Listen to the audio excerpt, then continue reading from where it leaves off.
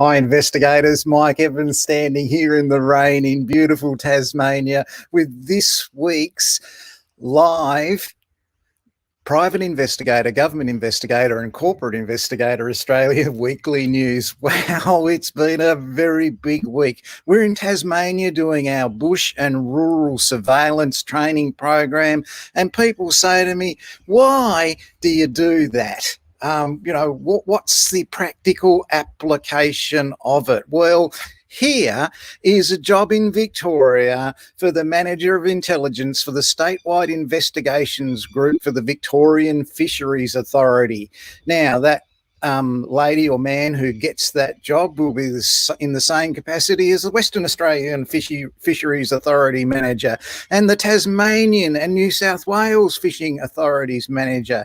And they will be sending people out into the bush to conduct bush and rural surveillance on people who are doing illegal fishing activities. And they will be managing it. And that manager's role will be to do this type of thing. They will be getting paid $120,838 plus superannuation annually to ensure that their bush and rural surveillance and intelligence is correct. So this is an integral part of what we do as investigators. Now, why do we do it in Tasmania? Because it's remote and we have everything. We have highlands, we have snow, we have bush and rural. And this is where we were at Buckland this week. We'll be at another location earlier next week. And this is the first flight. One of our students is just learning how to fly a drone. Now, this person's had 6 minutes training in flying a drone, and they've got it up and they're looking around from our staging area headquarters where we were conducting it in eastern Tasmania. So they're learning to use drones so they can gather digital evidence, video evidence with drones. And that's while some of the other students are away doing other activities such as river crossings and that sort of thing. So they're learning that in Tasmania right now as we speak. It's been a really busy week. We've had absolutely beautiful weather. And as you can see, this person's got a drone up very quickly and is using it, manipulating it to go up and down and zoom in and zoom out and fly forwards and fly backwards and film me walking along a track there. So it doesn't take long to learn, but it's an integral part of our surveillance activities that is using the equipment. You can have the best equipment, the most expensive equipment in the world. There's one of our students doing a lake crossing in a boat. They've got to learn how to do this.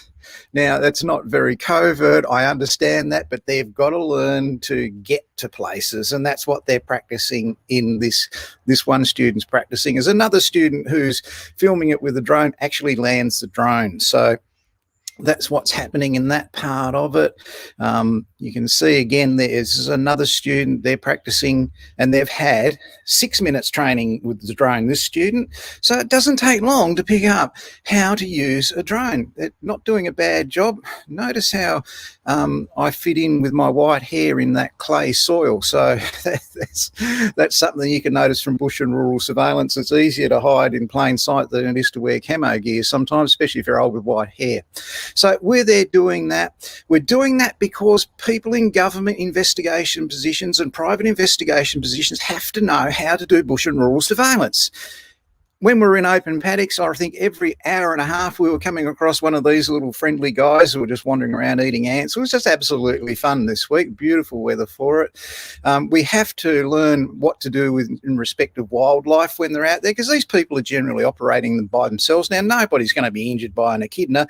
That's just an interesting thing for our Friday afternoon live stream with 45 seconds of an echidna, baby one, basically, not even a teenager, this one, just wandering through a paddock, humming along and eating some ants. So we have recognition programs for reptiles. So this one's a blue-tongued lizard. On Monday night, we actually had our snake bite lesson, first aid, and when we walked outside, this blue tongue was at the back door. And this is a very important thing for risk management, because where we're staying, no one stayed for 8 months because of COVID. No one could stay there, so the reptiles have moved into that area, and they only mowed that lawn that afternoon, and the poor little blue tongue lizard had just come out of hiding, was looking somewhere to hide because he'd been disturbed for the first time in months. Now again, we've got another drone user on our bush and rural program. This person here filming this is their first 3 minutes of actually flying a drone. So they've had an induction how to do it safely. They've avoided the power lines across this river behind them, and they're filming me walking down there in the distance. And basically, they are autonomously operating that drone. Now, with the drone they're operating, yeah, it's a $2,000 drone, and they're very nervous about flying across the water, but they've got to get used to this. You have dry land and paddocks and football fields to land on. If you're going to be an investigator, you've got to be able to operate in this kind of terrain. So the drones can be used to deliver things, they can be used to film things, all sorts of use for drones. And basically, we've been practicing with these and different types of ones all this week. So we're learning this because people have lost touch with rural activities and how to operate in the bush. Once upon a time in Australia, everybody lived in the bush and everybody knew how to operate on farms and that sort of thing. But today, there's some real skills that are lacking. So we take groups out, up to 12 people at a time, each year in Tassie, and we do programs in the bush. So it's a little bit of an interesting program, great fun, and we will still be going right through until Tuesday next week with this one. We've had absolutely perfect weather, and we've still got all our participants and haven't lost any at this stage, touch wood. So that's just a little bit of a insight into what we've been doing. It's been a flat chat week in investigations in Australia. And some of the jobs that have come up have been absolutely incredible. But before we start, here's Dougie. Now, Dougie the Dachshund lives on the Gold Coast, and he's there wearing his Hugo and Co bandana, his camouflage bandana. Dougie looks absolutely relaxed and resplendent in that bandana, very comfortable.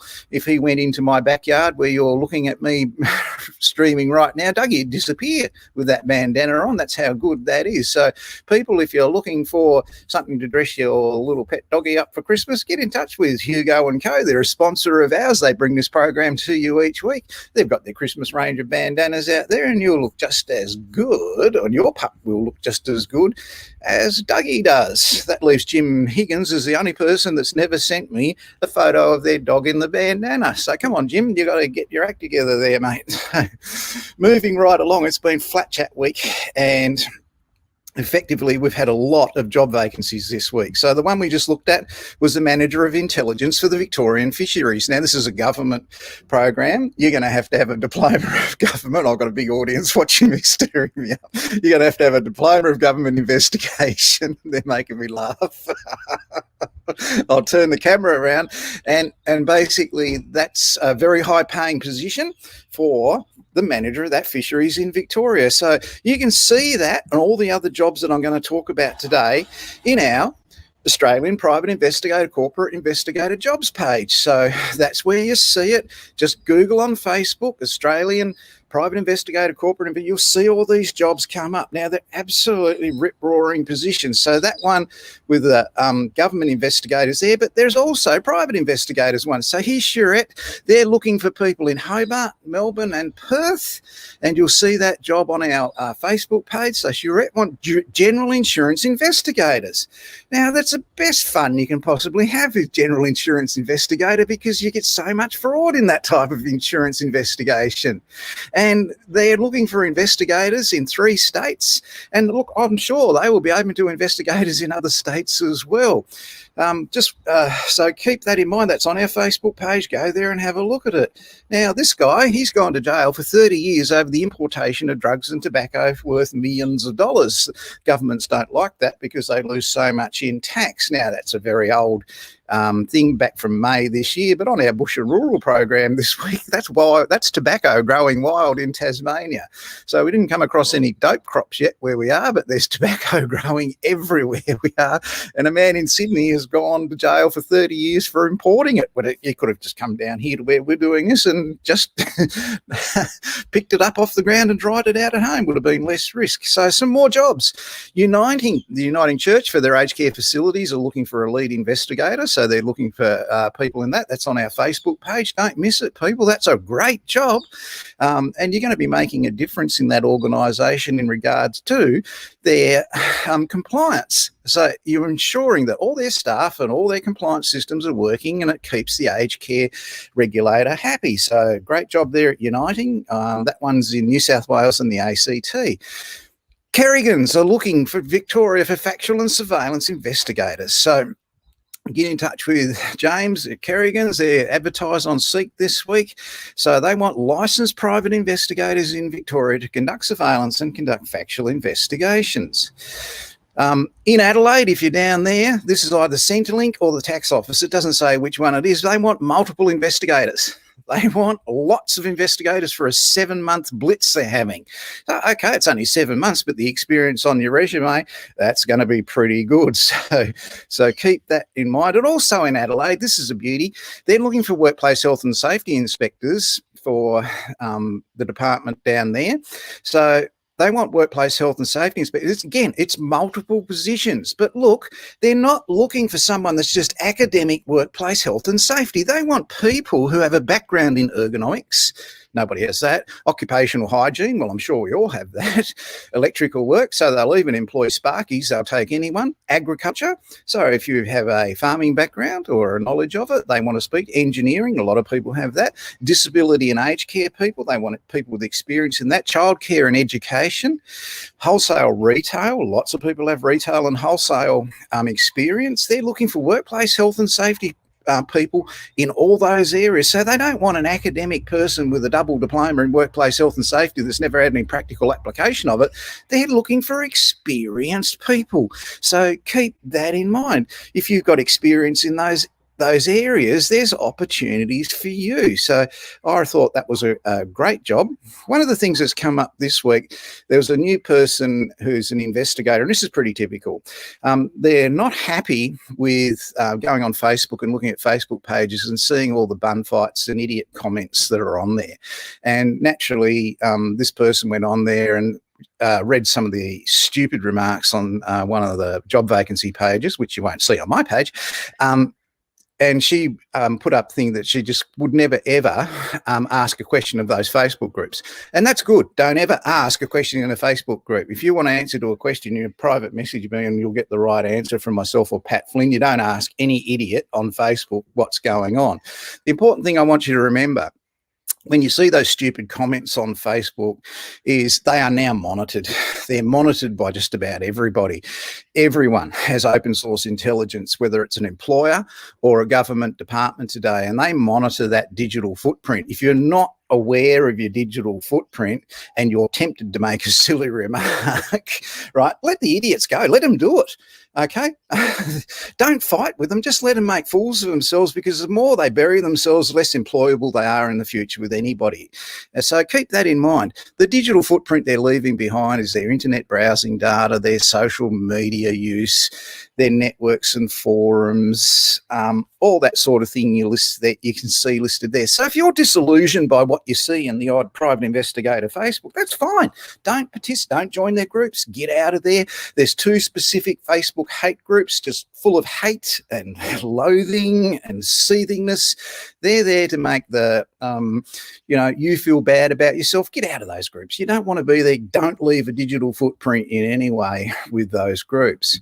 So we've seen a lot of jobs available in investigations. Now, workplace health and safety is compliance, so that's investigations, so keep that in mind.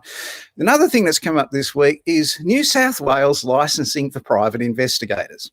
Now, if you're going to get a licence in New South Wales to become a private investigator, you've got to apply to CAPI, that's capital C-A-P-I, New South Wales, that's the CAPI Police, for your private investigator's licence. You jump on their website and you'll see this form. That's your operating investigator license that you have to have. And it tells you everything you've got to do. Now, in New South Wales, you can just give the police there $147 and in 6 weeks' time, they'll send you in a mail private investigator license. No course, no nothing. Right, so you can just become a private investigator in New South Wales. That's how bad it is there. Now, it doesn't mean anyone's going to employ you. No one's going to touch you if you haven't got a license, and nobody's going to touch you if you haven't been through a course in investigations. So, it sounds pretty good, but it's not. So the system in New South Wales is you get your license first, and then you become qualified afterwards if you want to. Now, most intelligent people become qualified first, and then they get their license. So it says in there about, have you previously held a license, and what sort of license do you want to get? Now, if you're going to be a private investigator, you're not going to do debt collection or repossession of goods. That's a mercantile agent. You want surveillance of persons if you're going to do that, or investigation of persons if you're going to do that. So they're both on the right-hand side. So you tick those two boxes in part of your application. So that's what you do. Now, the rule is supposed to be in New South Wales, that you are supposed to be engaged by an employer before you can actually, and be there for a year before you can actually become a private investigator. Now, that failed miserably because no employer was going to take anyone on that had no training, that had no experience, that had no qualifications in investigations. Now, it was a good idea by the politicians, but the practical application of it in the real world meant, no, our clients of all the investigation agencies have said that person you take on has got to be qualified, trained, and they've got to be licensed. So what they say there in New South Wales is not correct. So here's the way they got around it. In their application form, it says, put in your current employer details. Now, this is at point 4 in the current employer details. And it says, 4.1, are you currently employed within the cappy industry? If you tick no, there's no problem. You don't have to be. You just go straight to number 5. It says there, 4.1, are you currently employed within the cappy industry? If it says no, go to section 5 and keep going. So there's nothing wrong with not having an employer. You can still do your course, not have an employer, get some experience, right? Apply for jobs. You don't have to be under anyone's wing for 1 year in New South Wales, and that's their way out. Now, they kept that really quiet. It's stupid that they had that one employer rule, but they've overcome it by giving you the opportunity to say no and then continue on. And that's perfectly legal. You do not have to have anyone writing letters saying, I've employed this person, when that's not the case. So keep that in mind. That's really important in New South Wales. So there is a senior workplace health and safety inspector job at Comcare in Launceston in Tasmania. If you do not know who Comcare are, they are the National Public Service Workers' Compensation Insurer. So people there in Launceston who work for the federal government, they are covered by Comcare for their workers' compensation. So they need an inspector there that goes out and inspects whatever's federal government related in Launceston. So there might be some kind of industry there.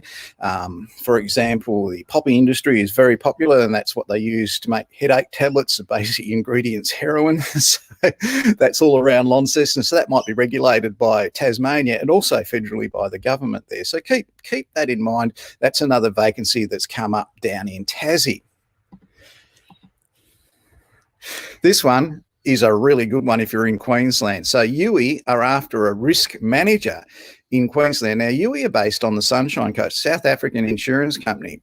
Now, they want a risk manager. So if you don't know what a risk manager is, jump on this website that you're watching on now. Every Tuesday afternoon, Jason and Fullerton and I will go through what a risk manager is with you. So the risk manager is the person who she or he is involved in the risk management for the corporation. So insurance company, bank, a correctional facility, school, education, healthcare, aged care, childcare. It doesn't matter what it is, they all have risk managers today. And they manage the compliance of that organisation. So keep that one in mind. It's a beauty if you're in Queensland, and they'll want you to be qualified in it. So there's Dougie keeps popping up. One of the things that keeps coming up is Yes, I talk about in this program investigations to give you examples of things that have happened so you can get a real picture of what it's like. But when you start working for an investigation firm and you're networking with other people, if I could give you one piece of advice that's really important, a lot of the investigators you've worked with have worked years in investigations, motor vehicle accident, general insurance like Charette want with home and contents in motor vehicle accidents, stolen motor vehicles, that sort of home arsons. They've worked in it forever. So they've done all the investigations you possibly imagine that have happened in relation to what's happened. So they get bored with anyone talking about it. So be professional. Don't talk about your interesting investigations to other investigators, all right? You're not allowed to talk to anyone else about it either because it's confidential, but keep that in mind. If you want to be professional in your workplace, keep quiet about what you do when you're networking, talking to other people. So that's very, very important. It's not a warning or anything like that. It's just from my experience, I know that that's how it works. So keep that in mind. Excuse me. Oh, already done that one. And already done that one, but it's important. Safe Place Investigator. This is a beauty. This is an absolutely magnificent job opportunity for an investigator federally. Now, this is with Air Services Australia. So basically, these are air traffic controllers and related people. This is a high pressure job that the air traffic controllers are in charge of, and they are in charge of 11% of the world's air traffic in Australia. So it's been a really bad few years at Air Services Australia with all the pressure and all the strain and everything that goes on with that. So there's been a lot of bullying, harassment, a lot of difficulty in that organisation. So what they've done is now they've come up with the position of a Safe Place Investigator, implemented internal training programs and stuff like that, which will be part of the role. And Air Services, they don't pay cheap. So if you're looking for a really good job where your skills in compliance, investigation, bullying, harassment, racial discrimination, sexual harassment can come to the fore, Air Services are offering opportunity of a lifetime there. That's going to be a really great job. You're going to be really supported by the management level to improve what was once a very toxic workplace at Air Services Australia. And that's not untypical of high pressure environments. Policing, that's fire brigade, that sort of thing. They're responsible for people's lives. And when you've got 11% of the people's air traffic around, there's a lot of pressure.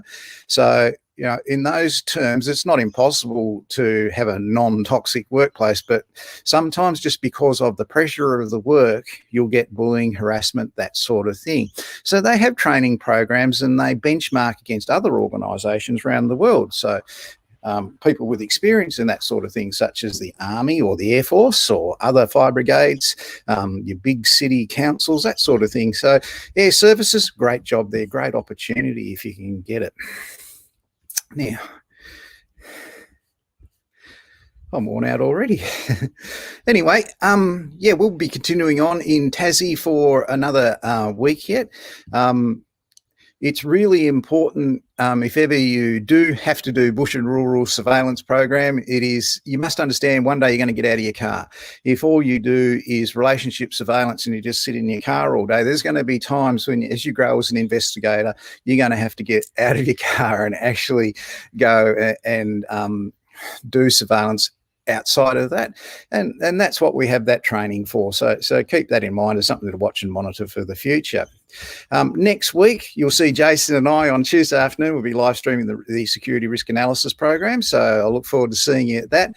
I've had a busy week. I've got to go and finish off with our program. I've got to drive 15 kilometres and meet some people who are coming out of the bush on a 16-kilometre bushwalk that's ended their Friday this week. Anyway, people, it's been very busy. Take advantage of those job opportunities. There's some great ones there. Replay this program. So if there's anything you missed in it, just hit replay. You just watch it again. It's not once and gone forever, so you can replay it, and effectively you can see that opportunity if you missed it. If you missed where to go and see those jobs, this is where you're going to go, over to this Facebook page. That's where they are there. If you're interested in risk management, Jason Fullerton and I will be here on Tuesday afternoon talking about that.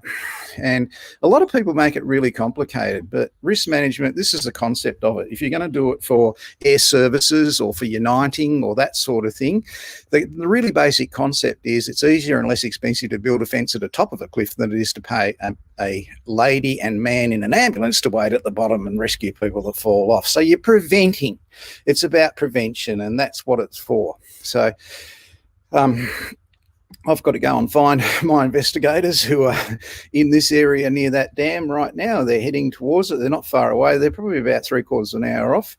So I'll go and find them, and I'll go out with my Koreans, as I always do.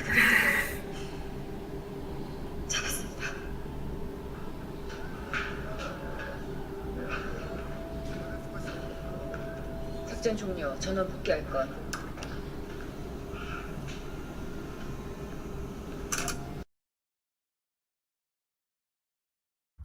That's our mission complete, people. This unit is going to go and return to his base. Bush and Rural Surveillance. It's been great talking to you. I'll catch up with you again next week. I'm Mike Evans from the Australian Security Academy, and I do look forward to seeing you again next week in our program in relation to what's happened in Private Investigation Weekly News in Australia. See you then. Bye.